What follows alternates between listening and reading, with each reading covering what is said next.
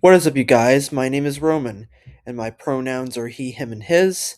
And today I'm going to be watching and reacting to every Jurassic Park and World Death ranked by stupidity by What Culture. Now this is a Jurassic Park related video, so I thought I'd react to it. And yeah, let's get started. The Jurassic Park slash World franchise is one of the biggest in the history of the business. Mhm. And naturally, with these stories revolving around dinosaurs being brought back to life, there have been more than a few human characters who have died along the way. This, of course, is to be expected, but what is maybe not so obvious is just how many of those deaths were easily preventable or were just straight up idiotic. And before we start, if you want to watch any of these movies and see how each of these deaths actually unfold for yourself, you can follow our affiliate link in the description below to sign up to Peacock. And with that in mind, I'm Josh from What Culture, and this is every Jurassic Park slash World death ranked by stupidity. First up, I've got a doubler for you, as we've got Random Citizen from Jurassic World Dominion and The Unlucky Bastard from The Lost World of Jurassic Park. Oh Let's yeah. start with the first one. The majority of the Oh yeah. I remember this. deaths in Jurassic World Dominion came at the black market in Malta, though there was just one random citizen who got caught up in the chaos. Just minding his own business, he was chomped on by an Yeah. Allosaurus as Owen Grady shot by on his motorbike. Talk about the wrong place at the wrong time. This one just couldn't have been helped. As for the Lost World, amazingly, there was only one person, not counting dogs, killed by the T-Rex as it ran rampant across the streets of San Diego. The character was literally called Unlucky Bastard and was played by Jurassic Park, Oh, The that's what he's actually called? That's hilarious. Lost World, and Rebirth writer David Coop, who beats the previous entry on this list only because he strayed away from the pack of fleeing people, thus drawing some attention to himself. Still, it's incredibly lucky, as his character name suggests. Next up, the helicopter pilot Jurassic World Rebirth. During the events of Jurassic World Rebirth, Scarlett Johansson's Zora Bennett proved herself incredibly resourceful and smarter than many who'd found themselves stranded on a dinosaur island. Namely, she had organised an escape plan for such a situation, because after so many of these movies, it would be kind of dumb not to. Said plan was that a helicopter would hover over the maintenance building on the island at the end of the second day after hearing no response from them over the radio. In theory, this is a great idea and might have actually worked had they been on Isla Sorna or Isla Nublar. The biggest and scariest of them all was, of course, the D-Rex, a monster behemoth that was able to just pick the helicopter out of the air with ease. Hovering at a height that should have been reasonably safe, there was just no way for the pilot to know what was hiding in the mist. She and her two colleagues were then brutally killed by the D-Rex because they had no way of knowing something that big was out there. Next up, Yeah, absolutely. Donald Gennaro, Jurassic Park. Oh It has yeah. some stiff competition, but you could argue that Donald Gennaro is the most iconic death in the history of Jurassic Park. Yeah, I would say so. So Even Dennis Nedry. certainly one of the most memorable and most unique for a number of reasons, at the very least. Gennaro was, of course, the lawyer conducting the investigation of Jurassic Park back in 1993, and was the first ever character to be eaten by the Tyrannosaurus Rex. As the beast happily stepped through what should have been a highly electrified fence, Gennaro sprinted from the stranded car to the toilet block, leaving Lex and Tim to fend for themselves. In terms of cowardice, leaving two younger children on their own is definitely up there with some of the most selfish acts in the franchise. However, in terms of trying to survive at all costs, well, it wasn't stupid. The Rex focused solely on the car, where he would have been had he not made his escape. Gennaro, in fact, would have been safe from harm in the toilet block as well, if not for the painful bad luck that the Rex Toilet block. You're calling it a toilet block? Does that mean like toilet room or toilet stall or I don't know. I need to know that term. I'm not familiar with that term. Anyways, total side note. just so happened to launch Ian Malcolm into its walls, knocking down the entire structure and then exposing him. Now, Gennaro could have hidden until the Rex had gone, but instead he was lifted off the toilet in those gigantic jaws. Next, Benjamin Yeah. Lockwood, Jurassic World, Fallen Kingdom. Throughout the first 4 films of the Jurassic franchise, the work of bringing the dinosaurs back from extinction was John Hammond's idea, and John Hammond's alone. However, Jurassic World Fallen Kingdom suddenly inserted a new character into proceedings, namely John's partner, Benjamin Lockwood. This movie reveals that it was Lockwood who put Eli Mills in charge of his fortune. And you could argue this makes him indirectly responsible for dinosaurs making their way over to the mainland. Had Lockwood not trusted Mills, Mills wouldn't have tried to auction the beasts in the basement of his boss's mansion. Lockwood's death then was rather understated, aside from the fact that he's the only human in the franchise killed by another human, by the way. But still, he died because he found out what Mills Oh was. yeah, that's true. He is technically. Uh, wait, is he the only person in Jurassic World that was killed by another human? I could have sworn there was another one. Am I crazy, or is that not, or is that true? Maybe it's just me. I don't know. Doing, and rather than own up and face the consequences, Mills smothered Lockwood with a pillow. Now, putting his trust in someone like Mills was a stupid move that ultimately led to his death further on down the road, but realistically, Benjamin Lockwood was just a victim of a cruel man with dollar signs in his eyes. Next up, the gatekeeper, Jurassic Park. The very first death in the Jurassic franchise came in the very first scene way back in 1993, and it was this that kicked everything off. This was what triggered the investor investigation that saw Ian Malcolm, Ellie Sattler, and Alan Grant brought to the island in the first place. While transporting a velociraptor into the park itself, the animal managed to knock its container free of the gate locking mechanism and then attacked the gatekeeper with the same viciousness that you would expect from such a predator. Like many on this list, there is a base layer of stupidity here in that they believe they could control these dinosaurs. However, in this instance at least, there was reasonable grounds for them believing such a thing. Firstly, it seemed as though every precaution was taken. They waited for the cage to lock into the gates, and Robert Muldoon was there to supervise. On top of that, moving the raptors this way had been a success with 7 of the 8 that were initially bred, so you could surmise that this death came down to a faulty mechanism or system, which is kind of the story of the whole island, to be fair. Next up, the black market attendees, Jurassic World Dominion. After Jurassic World Dominion's dinosaur black market in Malta descended into chaos, there were naturally a handful of people killed, and not just the poor, unsuspecting man who was eaten by an Allosaurus while minding his own damn business. I love, total side note, I love this guy's accent, and I find it very funny, and I love the way. I wonder what accent that is, but like I find it very hilarious the way he says poor. He says pure, like poo or. It's fun, kind of funny, kind of bizarre and funny at the same time.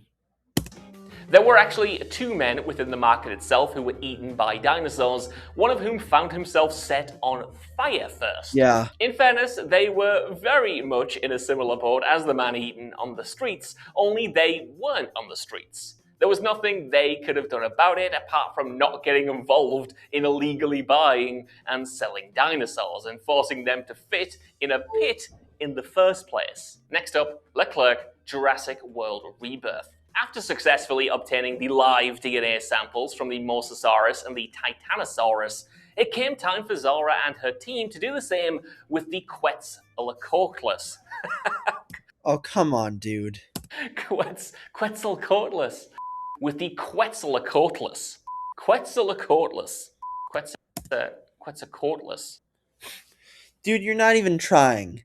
It's pronounced Quetzalcoatlus. Quetzalcoatlus. Quetzalcoatlus. If you don't believe me, Google it. But for your information, if you're watching this video, what culture?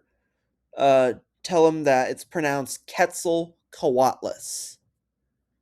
What is this? Quetzalcoatlus. It came time for Zora and her team to do the same with the Quetzalcoatlus. That's just wrong again. That is just wrong again. Quetzalcoatlus. Get it right. It came time for Zora and her team to do the same with the Quetzalcoatl. I'm so sorry. It came time for Zora and her Come on, man. This is getting ridiculous. team to do the same with the Quetzalcoatlus.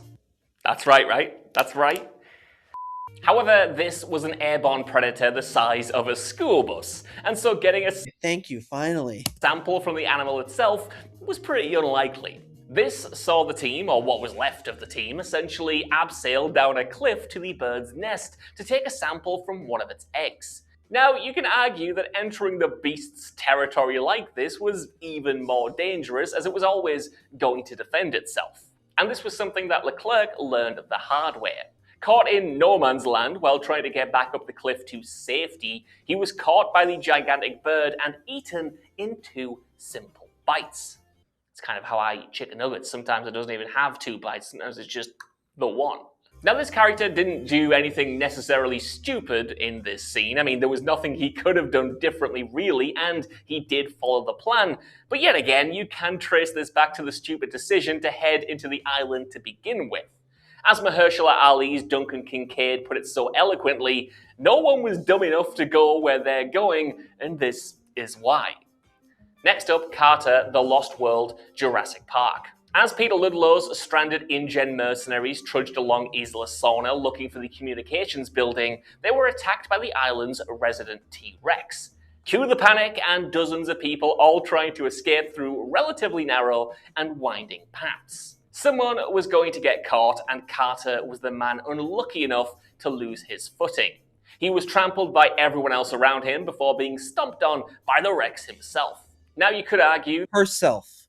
Yes, there was a male T-Rex, but correction, the male T-Rex was the male T-Rex buck was over at the other area, while the like the other not the other area, like other like it was over at back at camp while it was being hunted by that one hunter. It was like distracted. The one that's chasing them is the doe, the female Rex. So I think you mean her. that he should have listened to Ian Malcolm's calls not to move, but you can't really blame someone for running away from a Tyrannosaurus Rex. No one was going to be level-headed enough to listen to advice that A, they had no way of verifying, and B, All right, if you don't no one else around them was taking. All right, if you don't mind, I'm gonna skip ahead to some of the good parts because not this is great, but like I feel like I need to skip ahead to the better parts where we get to higher ranking because it's taking a little while and I don't want the video to be too long. Um, or maybe actually, I can wait. I'll just maybe I'll split the video into 2 parts. So this will be part 1. Next up, the mercenaries in the long grass, The Lost World, Jurassic Park. Now, this is quite a similar entry to the last in that it comes in the wake of the T-Rex attacking the group on Isla Sorna in The Lost World, and comes just after the first poor guy was trampled to death. As they burst Poor guy. out from the trees and into the open clearing, the group headed straight into almost shoulder-high long grass. No one really thought about what might be hiding in there, though, but it's fair to say that their minds were pretty much preoccupied with the gigantic T-Rex that was pursuing them.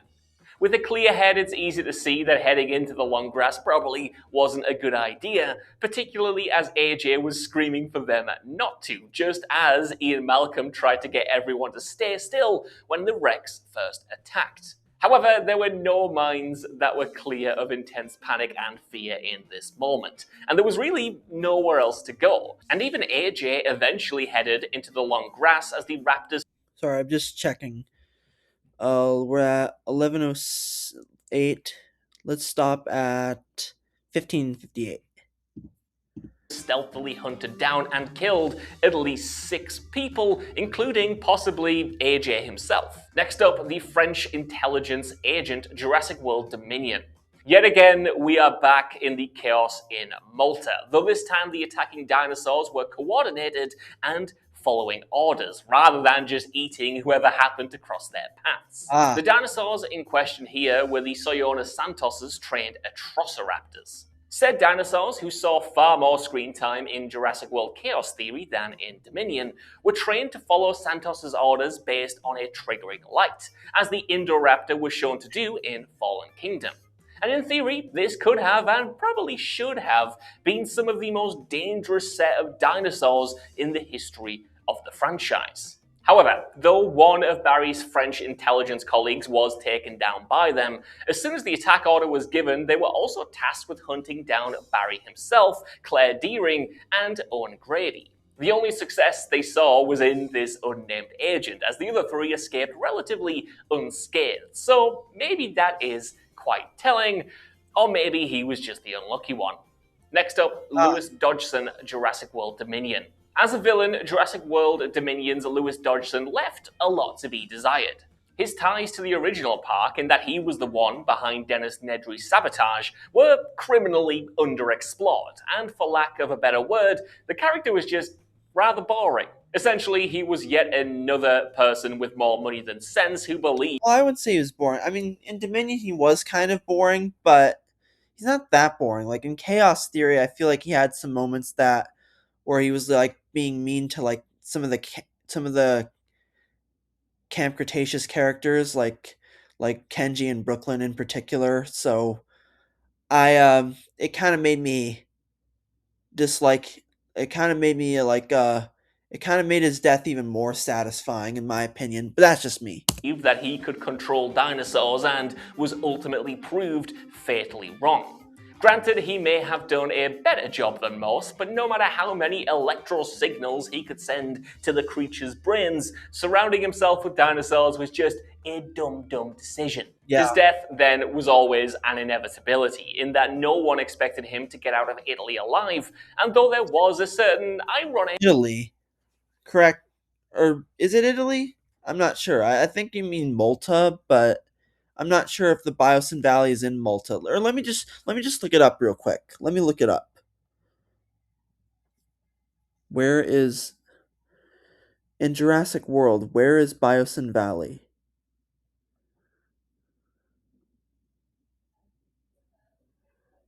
Okay, yeah, it's in the range of Italy. So yeah, you're right. Okay. and poetic justice at being killed by a Dilophosaurus, the same animal that killed Nedry all those years ago, his death scene was rather understated. Dinosaurs got free, as was to be expected at some point, and in trying to get to safety, Dodgson's escape route was cut off. Yes, surrounding himself with the dinos was never going to end well, but in terms of the specifics of his death, there wasn't too much else he could have done. Next, Martin Krebs, Jurassic World Rebirth. In Jurassic World Oh Rebirth, yeah, this one I could see straight from the beginning. Martin Krebs followed in the footsteps of Eli Mills from 7 years earlier as the stereotypical evil businessman.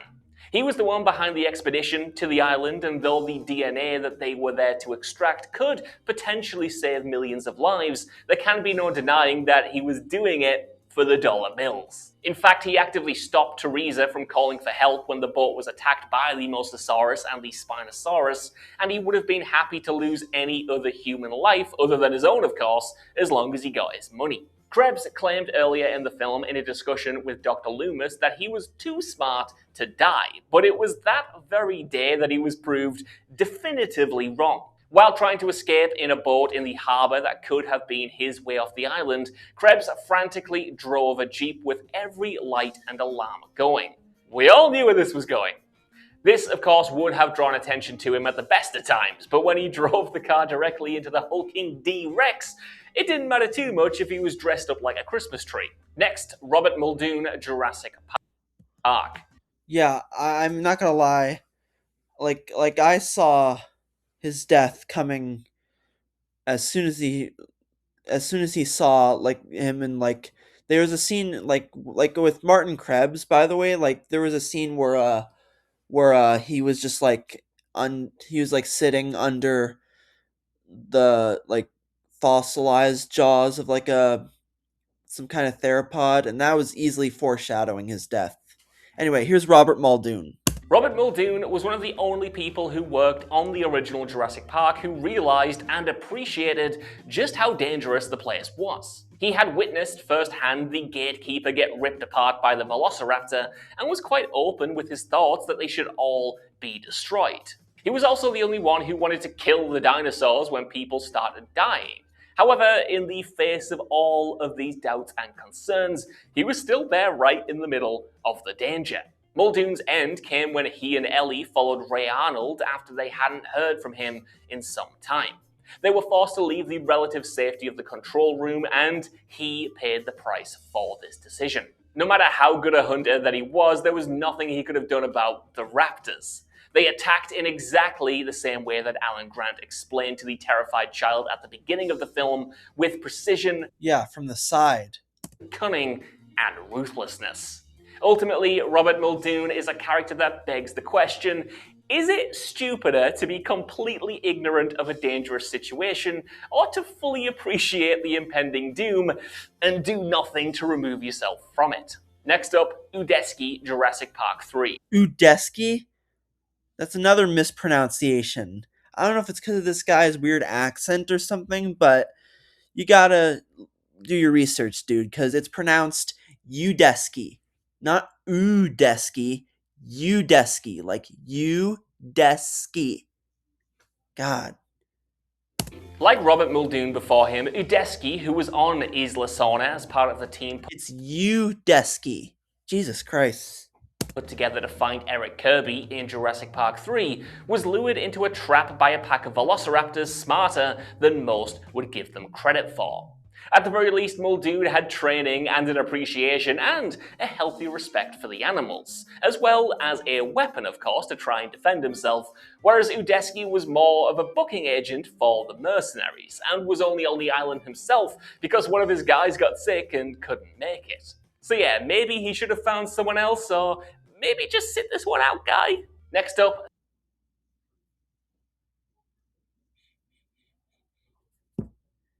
Okay. I thought I heard something. Anyways. the pterosaur attack, Jurassic World. When the Indominus Rex first escaped confinement in Jurassic World, Simon Masrani argued that this was always an eventuality, and that the very park itself was built with the knowledge and confidence that they could handle such a thing. As it turns out, though, Jurassic World's emergency measures left a lot to be desired. As a precaution, they brought everyone back to the main promenade, which essentially gave the Indominus Rex one big heat signature to hunt, and made them all sitting ducks when the pterosaurs attacked. There were over 20,000 guests at Jurassic World that day, and it was proven Wow. that the systems in place couldn't keep any of them safe. With all of them crowded in one place, a simple PA announcement told them to get shelter due to a containment anomaly, essentially declaring every man for themselves. Unsurprisingly, there was chaos, and safe shelter would have been found only by a tiny percentage of the visitors. The birds attacked and killed an immeasurable number of people thanks to the genius idea of gathering everyone together. Masrani was confident that the park could handle an emergency situation, but he couldn't have been more wrong. Next up, Gunnar Eversole, Jurassic World Fallen Kingdom. Gunnar Eversole, played by Toby Jones, was the business partner of Eli Mills and the man who ultimately led proceedings as he auctioned off the dinosaurs to the highest bidders. It goes without saying, then, that this was one of the stupidest ideas of all time. Eli Mills. More like Elon Musk, am I right? I'm sorry, that's a terrible joke. On multiple levels, and Gunnar's death was all but an inevitability as soon as he agreed to take part, though the exact circumstances of his death came down to the idiocy of someone else. See, Eversole actually managed to sneak past the escaped Indoraptor as it was feeding, and made it to the lift that could have sent him to potential safety. There, he saw 3 attendees of the auction, but instead of just pressing the button to send them up, he threw a woman into the middle of the lift and took her place. When she saw the animal feeding, though, she screamed. Now, call this Yeah, that was so stupid. instinctual if you must, but there was no denying that this was a stupid move. This and this alone alerted the Indoraptor to a presence in the lift. Though they did manage to get the doors shut in time, bad luck saw the raptor just so happened to break the mechanism with its tail, leading to the doors opening anyway and the easiest meal that it would score all day. Next up, Ray Arnold, Jurassic Park. During that fateful trip to Jurassic Park, after Dennis Nedry had shut down the security systems around the island as part of his bid to steal the dinosaur embryos, Ray Arnold was forced to reboot the entire thing. The theory that this would reset everything back to normal was correct, but not until the circuit breakers were reset directly. It was then that Arnold headed to the maintenance shed across the compound where the breakers were located, but before he could get to them, he was, of course, mauled and killed by a velociraptor off screen. This is just another in the long line of poorly thought out decisions that made Jurassic Park such a dangerous place. It may have. Yeah, and fun fact, I don't know if he just said it, but no, he didn't. But fun fact, they were gonna film Ray Arnold's death scene on screen, but sadly, the place where they were supposed to film it at was taken out. It was there was a hurricane happening there, so they couldn't film it. So he just died completely off screen. Been a last resort, but it was clearly a possible eventuality that the system would have to be rebooted and the circuit breakers reset. However, having the breakers across the compound was arguably the worst place they could have been put if someone needed to get to them. By definition of the situation, this would then force somebody to leave the control room and head out into the open with the security systems off. Had the breakers been located in the same building as the control room, Arnold probably would have lived. Next up, Simon Masrani and the ACU, Jurassic World. Somehow, even after the events of Jurassic Park, Jurassic World opened up and, for a long time, was a rousing success. It wasn't until the creation and subsequent escape of the Indominus Rex that things really began to go south. The half T-Rex, half Raptor went on an absolute rampage and at one point headed into the aviary, where it broke through the glass barriers and essentially opened the door for the pterosaurs to fly out to freedom. There at the time was Simon Masrani, John Hammond's successor, and a couple of members of the Asset Containment Unit. Their helicopter had followed the Indominus Rex to the aviary, but when the pterosaurs all escaped, they were nothing more than sitting ducks. Masrani wasn't a fully licensed pilot either, and he just couldn't get the helicopter to pull up in time. Not only could you call this poor planning then, given that the ACU needed to get across the park with no properly Poor planning. trained pilot available to take them, but it was also just a stupid decision for Masrani himself to take the controls. It is great to back yourself, don't get me wrong, and have faith that you can do something. Faith, you can do something. But maybe those expectations should have been tempered a little bit as he took the lives of two other men into his hands. It may be that even a real pilot couldn't have done anything in this situation, but they certainly would have at least had a better chance. Next up, the boat crew, The Lost World, Jurassic Park. Now, this is a bit of a difficult entry in this list to gauge because the circumstances behind the deaths of the boat crew that brought the T-Rexes over to San Diego in The Lost World are unclear at best. Something doesn't quite add up on screen, but we can make an educated guess at least. As the ship smashed through the pier, it became clear that the entire crew had been destroyed by the Rex that they were transporting. However, the beast was still locked up in the cargo hold, so it's unclear exactly what went down. This slight potential plot hole aside, however, the crew gave the Rex a tranquilizer to sedate it, but as it began to slip into a coma, they tried to counteract the measures with something of an adrenaline boost. Yeah, I believe off screen, it's not explained in the film, but I think in like a comic, or I think not a comic, I think in like concept art, it was explained that I think raptors came on the ship somehow and they like tore apart all the people that were on there, and then they ran away, and that's what happened. So that if that's the case, then that seems canon to me. The problem is that they didn't know the correct dosage, and so, in Sarah Harding's words, they turned the greatest predator the Earth had ever seen into a locomotive. The Rex certainly didn't need any help hunting already, particularly when defending its offspring, but the crew didn't exactly do themselves any favours here. Next, Eddie Carr, The Lost World Jurassic Park. There aren't many character deaths in the Jurassic Park franchise that you could classify as noble. Most either come down to stupidity, as the title of this video suggests, bad luck, or potentially an ungodly combination of the two. However, Eddie Carr was noble. In The Lost World, two T-Rexes attacked the group's twin trailers, sending them over the edge of a cliff with Ian Malcolm, Sarah Harding, and Nick Van Owen trapped inside. If not for Eddie, they would have all fallen and suffered a fiery death at the bottom. Instead, Eddie put himself in a huge amount of danger to delay the trailers from plunging over the edge, anchoring them with his truck just long enough to get a rope down to his previously helpless colleagues, saving all their lives. And Eddie's reward for such bravery, well, he was brutally ripped in two by the two T-Rexes. So the stupidity of this death doesn't come from Eddie himself, but rather from Nick Van Owen. He was the whole reason the Rexes attacked the trailer in the first place, thanks to his ill-advised decisions to bring their baby inside to help its broken leg. Yeah. The intentions were good, certainly, but as Alan Grant once said, even some of the worst things imaginable were done with good intentions. Next up, Dennis and Ned. All right. I think I'm gonna stop it right here. Hope you guys enjoyed this. This is a good. This is a good video so far. And I enjoying it, but he really needs to learn to pronounce some of these names because he's saying them incorrectly. But hope you enjoyed part one.